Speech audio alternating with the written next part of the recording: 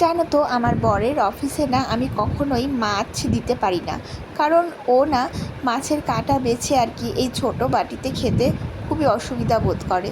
তাই জন্য আমাকে সবসময় বলে যে মাছ দিও না, মাছের পরিবর্তে অন্য কিছু দিও। আর ডিমটাও বেশিরভাগ সময় দেওয়া হয় না। ডিম হলো আমাদের বাড়িতে সবারই ভীষণ পছন্দের একটা খাবার, আর ওটা না আমরা রাতেই খেতে বেশি পছন্দ করি। গরম গরম ডিমের ঝোল বা ডিমের অন্যান্য কারি রান্না করে আমরা ভাত দিয়ে খাই।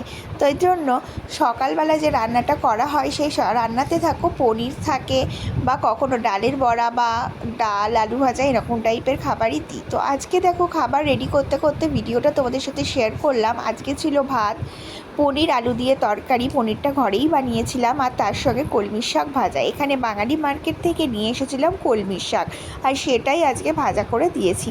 এই হলো আজকে আমার বরের লাঞ্চ মেনু। আর যেটা প্যাক করতে আমার কিন্তু ভীষণ ভালো লাগে। তোমার